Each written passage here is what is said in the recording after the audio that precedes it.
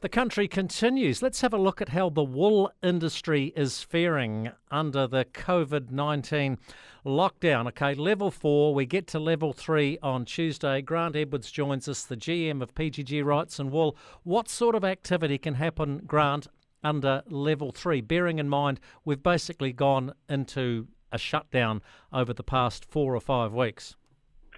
Afternoon, Jamie, and to all your listeners. Yes, that's correct. We did manage to get, as a wool industry, open for the high-density bales at port to be able to ship them under level 4. So it was good to be able to get that underway for exporters to meet some of those requirements, those overseas contracted requirements from that point of view.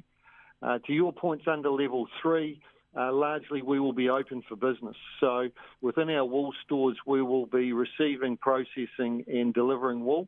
Our wool reps will still remain working from home, but will be available for essential visits on farm, and our wool offices will still remain closed with staff working from home, Jamie. If we get to level 2 in mid-May, and we're all hoping like hell that could happen, best case scenario perhaps on May 11, what happens then? Do we get like auctions?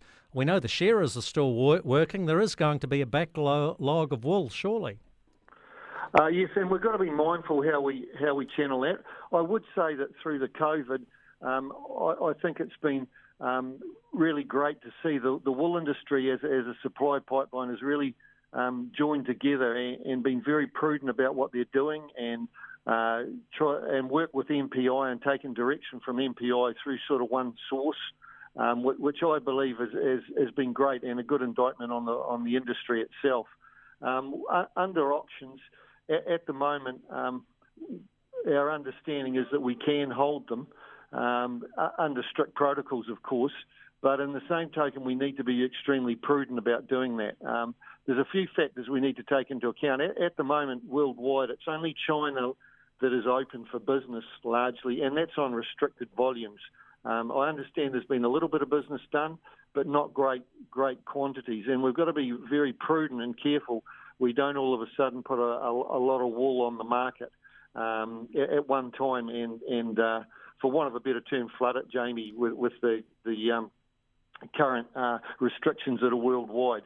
So at the moment, we've got planned to have an auction in Napier on the 14th of May for 7,000 bales, and the following week one in Christchurch. So a North Island one in the 14th and a South Island one the following with 7,000 bales. So we need to restrict the volume, so we'll need to work with growers very closely how we do that. These are only planned at this stage. They haven't been ratified, and we just need to work through the next couple of weeks, what that looks like in overseas markets. Also taking into account, of course, farmers' cash flows. So we need to work with everybody in the industry, but we need to be prudent about it, and that's what's happening, which is great. Yeah, okay, just a final question for you. There must be a lot of wool sitting in farmers' wool sheds that has nowhere to go at the moment. It obviously can't go to your wool stores. Have you got room when we get to level 3 or level 2 to take that wool as an industry?